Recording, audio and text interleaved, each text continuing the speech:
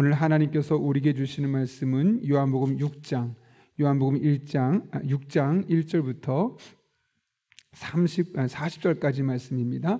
요한복음 6장 1절부터 40절까지의 말씀, 신약성경 152쪽에 있습니다. 우리 함께 드라마 바이블로 먼저 하나님의 말씀을 읽고 그 뒤에 은혜 나누도록 하겠습니다. 제6장. 그 후에 예수께서 디베랴의 갈릴리 바다 건너편으로 가심에 큰 무리가 따르니 이는 병자들에게 행하시는 표적을 보았음이로라. 예수께서 산에 오르사 제자들과 함께 거기 앉으시니 마침 유대인의 명절인 유월절이 가까운지라. 예수께서 눈을 들어 큰 무리가 자기에게로 오는 것을 보시고 빌립에게 이르시되 우리가 어디서 떡을 사서 이 사람들을 먹이겠느냐? 이렇게 말씀하심은 친히 어떻게 하실지를 아시고 빌립을 시험하고자 하심이라. 각 사람으로 조금씩 받게 할지라도 200데나리온의 떡이 부족하리이다. 제자 중 하나 곧 시몬 베드로의 형제 안드레가 예수께 여짜오되 여기 한 아이가 있어 보리떡 5개와 물고기 2마리를 가지고 있나이다. 그러나 그것이 이 많은 사람에게 얼마나 되겠사옵나이까? 이 사람들로 앉게 하라. 하시니 그곳에 잔디가 많은지라 사람들이 앉으니 수가 5,000명쯤 되더라. 예수께서 떡을 가져 축사하신 후에 앉아있는 자들에게 나눠주시고 물고기도 그렇게 그들의 원대로 주시니라. 그들이 배부른 후에 예수께서 제자들에게 이르시되 남은 조각을 거두고 버리는 것이 없게 하라.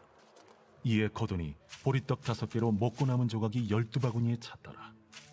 그 사람들이 예수께서 행하신 이 표적을 보고 말하되 이는 참으로 세상에 오실 그 선지자라. 그러므로 예수께서 그들이 와서 자기를 억지로 붙들어 임금으로 삼으려는 줄 아시고 다시 혼자 산으로 떠나가시니라.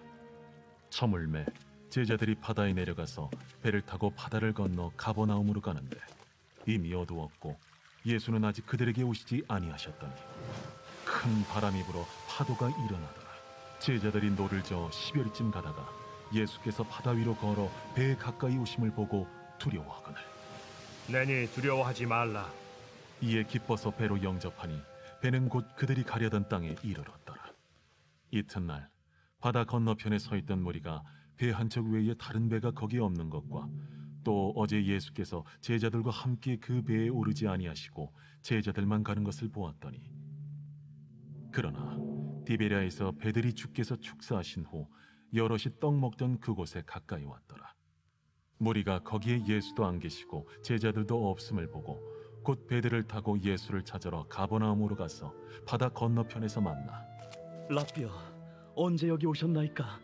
내가 진실로 진실로 너희에게 이르노니 너희가 나를 찾는 것은 표적을 본 까닭이 아니요 떡을 먹고 배부른 까닭이로다. 썩을 양식을 위하여 일하지 말고 영생하도록 있는 양식을 위하여 하라. 이 양식은 인자가 너희에게 주리니 인자는 아버지 하나님께서 인치신 자니라. 우리가 어떻게 하여야 하나님의 일을 하오리이까? 하나님께서 보내신 이를 믿는 것이 하나님의 일이니라. 그러면 우리가 보고 당신을 믿도록 행하시는 표적이 무엇이니까? 하시는 일이 무엇이니까? 기록된 바 하늘에서 그들에게 떡을 주어 먹게 하였다 함과 같이 우리 조상들은 광야에서 만나를 먹었나이다. 내가 진실로 진실로 너희에게 이르노니 모세가 너희에게 하늘로부터 떡을 준 것이 아니라 내 아버지께서 너희에게 하늘로부터 참 떡을 주시나니 하나님의 떡은 하늘에서 내려 세상에 생명을 주는 것이니라. 주여, 이 떡을 항상 우리에게 주소서. 나는 생명의 떡이니 내게 오는 자는 결코 줄이지 아니할 터이요 나를 믿는 자는 영원히 목마르지 아니하리라. 그러나 내가 너희에게 이르기를 너희는 나를 보고도 믿지 아니하는도다 하였느니라. 아버지께서 내게 주시는 자는 다 내게로 올 것이요 내게 오는 자는 내가 결코 내쫓지 아니하리라. 내가 하늘에서 내려온 것은 내 뜻을 행하려 함이 아니요 나를 보내신 이의 뜻을 행하려 함이니라. 나를 보내신 이의 뜻은 내게 주신 자 중에 내가 하나도 잃어버리지 아니하고 마지막 날에 다시 살리는 이것이니라. 내 아버지의 뜻은 아들을 보고 믿는 자마다 영생을 얻는 이것이니 마지막 날에 내가 이를 다시 살리리라. 아멘. 요한복음을 우리가 해석하려면 기적과 표적의 차이점을 알아야 합니다. 사실 우리가 보기에는 기적이나 표적이나 큰 차이가 없어 보이고, 실제로 다른 성경 복음서에 있는 다른 복음서에 있는 기적이 똑같이 요한복음에도 기적으로 나타나는데, 요한복음은 그것을 일컬어 기적이라 말하지 않고 표적이라는 말로 설명합니다. 기적과 표적은 똑같이 기적적인 현상이 나타나는 것에 대해서는 변함이 없습니다. 그러나 표적은 그 기적을 행해서 그 기적으로 말미암아 어떤 일이 일어났다, 그 사건보다 중요한 게 왜 이 사건을 일으켰느냐, 왜 이 기적이 일어났느냐, 왜라는 부분에 초점을 맞추고, 결국은 이 사건 자체보다 그 사건이 끝나고 나서 예수님께서 하셨던 행동이나 예수님의 말씀에 훨씬 더 큰 비중을 둡니다.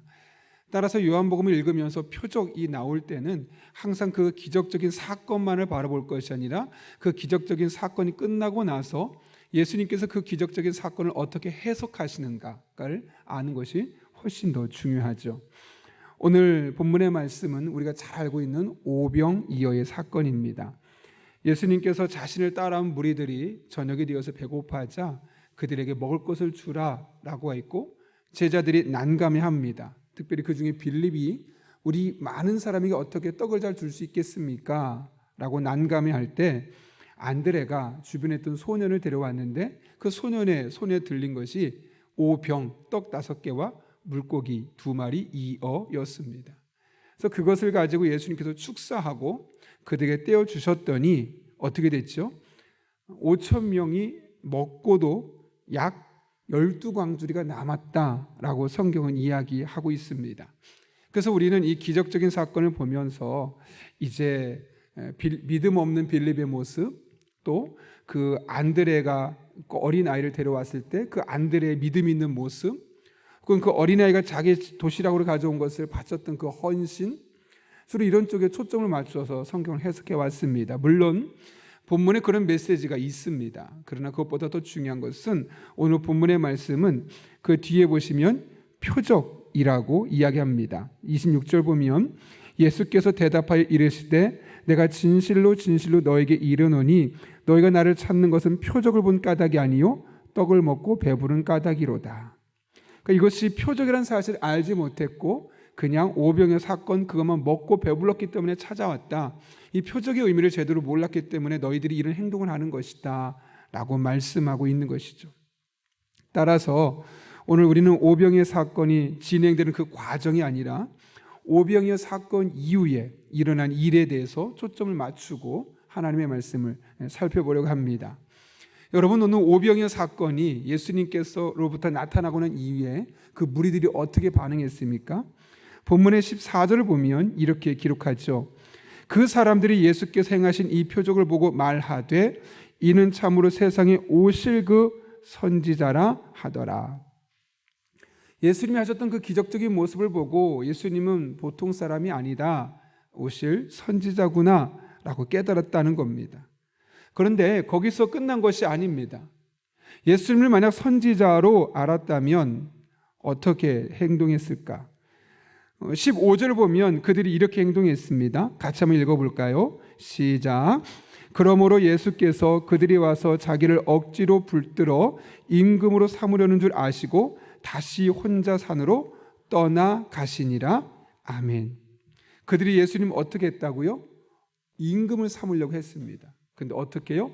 억지로. 억지로라는 이야기는 예수님은 그런 의사가 전혀 없었다는 거예요.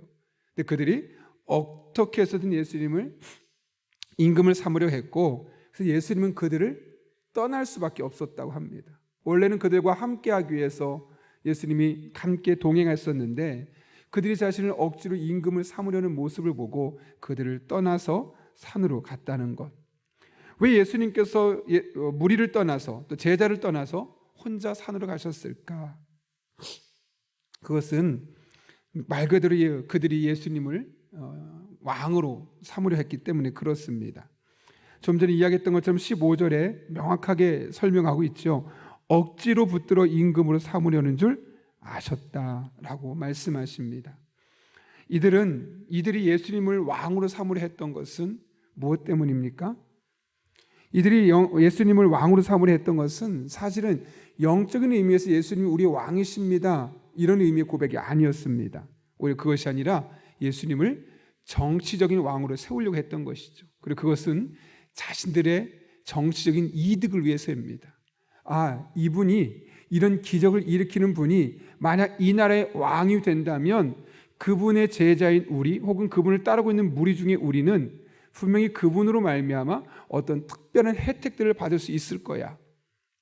그런 마음에 자기들이 살아봐도 예수님 같은 분이 없었으니 어떻게 하든 이분을, 이런 능력을 베푸는 분을 우리가 왕으로 삼자, 그들이 그렇게 하게 되었던 겁니다. 예수님이 우리 인생의 왕이 아니라 내 삶의 목적을 이루어주기 위한 정치적인 왕, 세속적인 왕으로 그들에게 받아들이게 되었던 것이죠. 여러분, 무리들이 예수님을 억지로 왕을 삼으려 하는 그 모습을 통해서 우리에게도 그들과 같은 잘못된 신앙이 있음을 발견하게 되지 않습니까? 우리가 하고 있는 신앙적인 행위들이 참 많이 있습니다. 예를 들어 예배하고, 오늘처럼 새벽에 나와서 기도하고, 또 교회에서 크고 작은 사역을 하며 봉사하고, 또 어려운 교회, 어려운 이웃을 섬기며 선교하고, 또 그런 일을 잘 감당해낼 수 있도록 헌금하고, 이렇게 우리가 신앙적으로 행해지고 있는 이런 많은 행위들이 정말 순수하게 하나님을 높이고 하나님의 영광을 돌리기 위한 그런 목적만에 있는가? 아니면 그런 것들을 통해서 뭔가 내가 하나님 안에서 누리고자 하는, 얻고자 하는 것이 있기 때문인가? 그런 부분을 우리가 늘 점검해 볼 수 있어야 되는 겁니다. 만약 그런 이면의 동기가 올바르지 않다면, 예를 들어 하나님을 내 인생의 왕으로 삼겠습니다 라고 말하고 그분을 주인으로 인정하며 살아가는 것처럼 표현하고 행동하는 것처럼 보이지만, 실상은 내가 조금 더 편안한 삶을 살기 위해, 내가 조금 더 나아지는 삶을 살기 위해, 흔히 말하는 조금 더 복을 받기 위해 그렇게 하나님을 섬기는 행동을 하는 것은 아닌가? 내가 그렇게 열심으로 하나님 앞에 나와서 섬기는 모습의 이면에는 그렇게 해서 하나님을 감동시켜야지만, 흔히 하는 말로 지성이면 감천이란 말처럼 하나님을 감동시켜서 우리 삶의 변화를 이끌어낼 수 있다고 생각하는 것은 아닌가 돌아볼 필요가 있습니다. 물론 우리의 신앙의 동기가 100% 순수할 만은 없습니다. 그래도 우리는 늘 우리의 신앙을 점검하지 않는다면 우리 또한 주님을 억지로 왕으로 세우려는 행동을 할 수밖에 없는 겁니다. 나의 이득을 위해서 하나님을 이용할 수밖에 없는 것이죠. 우리가 잘 알고 있는 사도행전 5장에 보게 되면 아나니아와 삽비라 사건이 나오죠. 여러분, 그 사건이 왜 시작되었습니까? 여러분이 잘 아시는 것처럼 바나바가 땅을 팔아서 사람들 앞에, 또 교회 앞에 갖다 놓았습니다. 얼마나 많은 사람들이, 죄송합니다,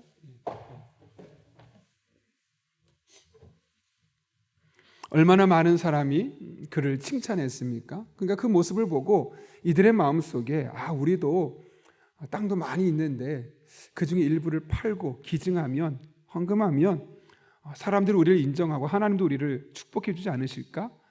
그 모습에 이 아나니와 삽비라 부부가 자기의 땅을 팔았습니다. 판 것까지는 참 좋았는데 일부를 감추었죠. 왜냐하면 막상 하려고 하니까 아까운 마음이 들었던 겁니다. 왜냐하면 그의 동기 자체가 순수하지 않았기 때문에 그런 것이죠. 그럼에도 불구하고 솔직히 말해서 그들의 행동은 대단한 겁니다. 왜냐하면 바나바가 땅을 팔아서 바칠 때 그것을 본 사람이 한두 명이 아니죠. 정말 많은 사람이 그것을 보았지만 아나니아와 삽비라처럼 땅을 판 사람은 그 사람들밖에 없습니다. 그러니까 땅을 팔았던 그 행동 자체는 정말 대단한 겁니다. 아무도 그런 행동을 하지 않을 때 그런 행동했기 때문에 그렇죠. 그런 측면에서 두 사람의 행동을 칭찬할 수 있지만 문제는 그들의 동기였습니다. 그들은 그것을 통해서 순수하게 어려운 이웃을 돕고, 그래서 하나님 나라가 확장되고 하나님의 영광 위에 사는 것이 그들의 목적이 아니었습니다. 인정받고 칭찬받고 우리가 이곳에서 조금 더 영향력 있는 사람, 바나바 같은 사람이 되는 것, 그것이 그들의 목적이었던 것이죠. 결국 그들은 어떻게 평가됩니까? 성령을 속였다라고 평가되고 하나님은 그들을 죽게 하는 일에 두실 수밖에 없었던 겁니다. 나를 위해 하나님을 이용하려 하고 신앙을 이용하려 했던 그 아나니아와 삽비라의 모습이 오늘을 살아가는 우리에게 교훈이 되는 것은 늘 우리 마음이 순수하지만은 않기 때문에 그렇습니다. 그런데 그래서 우리가 늘 우리의 신앙의 동기를 돌아보아야 합니다. 내가 예배하는 것은 도대체 무엇 때문인가? 이렇게 피곤한 새벽에 나와서 새벽 기도하는 것은 도대체 무엇 때문인가? 정말 하나님의 영광을 위한 것이고 하나님의 나라를 위한 것인가? 아니면 나의 어떤 경제적인 이득과 내 삶에 있는 작은 문제들, 그 문제들을 해결받아서 내가 어려움 없이 살아가는데 그 목적이 있는가? 우리가 그것을 잘 헤아리지 않는다면 우리 또한 처음에는 아나니아와 삽비라처럼 선한 목적으로 시작될 수 있지만 얼마든지 중간에 변질될 수 있는 겁니다. 많은 목사님들이 변질되어가는 모습을 보면서 저도 신학교에서 왜 그러실까? 도대체 왜 저렇게 행동하시는 걸까? 좀 저분이 신학교 다닐 땐 저런 마음이 아니셨을 텐데 라는 마음을 늘 가졌었습니다. 그런데 이제 나이가 들어가면서 많은 목사님들이 변해가는 모습을 보면서 그럴 수도 있겠구나. 그러나 내가 하나님 앞에 나의 삶을 늘 점검하고 나의 신앙의 동기를 확인하면 그래도 그것은 이겨낼 수 있겠구나라는 것을 다시 한번 또한 찾아낼 수 있었습니다. 여러분, 우리가 얼마나 열심히 하느냐, 그런 신앙의 행위도 너무너무 중요하지만 더 중요한 것은 동기입니다. 내가 왜 이렇게 열심히 신앙적으로 하나님 앞에 나아가고 있느냐. 그 동기가 순수하면 하나님께서 함께 하시고 결말도 훨씬 좋게 만들어 주십니다. 그러나 그 동기가 순수하지 않으면 우리가 아무리 열심히 하나님 앞에 나와도 그것은 욕심이기 때문에 그런 기도는 응답되지 않고 우리의 신앙의 헌신도 하나님 앞에 보시기에는 쓸모없는 행동, 시간 낭비에 불과할 수밖에 없는 것이죠. 그런 의미에서 우리 한 사람 한 사람 오늘도 우리가 하나님 앞에 나와 기도하는 동기를 들여다보고 늘 하나님 앞에 순수하게 예배하고 순수하게 기도하고 순수하게 봉사하고 순수하게 헌신하고 순수하게 하나님 나라를 위해 나아갈 수 있는 믿음의 사람 될 수 있게 달라고 기도하는 저와 여러분 될 수 있기를 바랍니다. 그런 순수함 속에 하나님의 은혜, 능력, 지혜가 임하게 될 것입니다. 그런 은혜를 경험하는 저와 여러분 될 수 있기를 예수님의 이름으로 축원합니다. 우리 함께 기도하겠습니다. 거룩하신 아버지 하나님, 오늘도 우리를 주님 전에 불러주셔서 이 새벽에 깨어 기도하게 하여 주시고 하나님을 바라보며 의지할 수 있도록 인도하시는 애 진심으로 감사를 드립니다. 우리도 이 세상을 살아다 보면 나도 모르게 그 신앙의 순수성이 이런 모습 저런 모습을 흔들 때가 참 많습니다. 그래서 오늘 다시 한번 점검하고 그 순수성을 회복하기를 원합니다. 우리가 순수한 마음으로 예배하고 기도하고 봉사하며 헌신하며 수고할 때 이 모든 것 위에 하나님의 순전한 열매가 온전히 경험되게 하여 주옵소서. 예수님의 이름으로 기도하옵나이다. 아멘. 이 시간 함께 기도하실 때 오늘 주신 말씀을 붙들고 먼저 주님 앞에 주님께서 가르쳐준 기도 먼저 하겠습니다. 하늘에 계신 우리 아버지의 이름을 거룩하게 하시며 아버지의 나라가 오게 하시며 아버지의 뜻이 하늘에서와 같이 땅에서도 이루어지게 하소서. 오늘 우리에게 일용할 양식을 주시고 우리가 우리에게 잘못한 사람을 용서해 준 것 같이 우리 죄를 용서해 주시고 우리를 시험에 빠지지 않게 하시고 악에서 구하소서. 나라와 권능과 영광이 영원히 아버지의 것입니다. 아멘. 이 시간 함께 기도하실 때 오늘 주신 말씀 붙들고 기도합니다. 우리의 신앙의 동기를 돌아보며 주님 앞에 늘 순수한 순전한 마음으로 신앙생활할 수 있는 주의 종들 될 수 있게 해달라고 기도합니다. 나아가 오늘도 성령으로 충만하게 하셔서 마땅히 기도할 바를 알게 하시고 이를 통해 모든 것을 합력해 선을 이루시는 하나님의 은혜를 경험할 수 있게 해달라고 우리 가정을 위해 기도하되 경제적인 불안 가운데 교우들의 직장을 지켜주시고 사업장을 지켜주셔서 어려움 겪지 않게 하시고 가정을 책임져 달라고 기도합니다. 기회를 위해 기도하되 복음 들고 담대히 나가는 수요 전도대원들에게 힘과 능력을 더해 주시고 복음을 전하는 데 힘쓰는 그들의 삶과 가정에 하나님의 은혜와 복을 달라고 소그룹 리더로 헌신하는 오이코스 리더들에게 능력을 주시고 삶의 복을 채워달라고 기도합니다.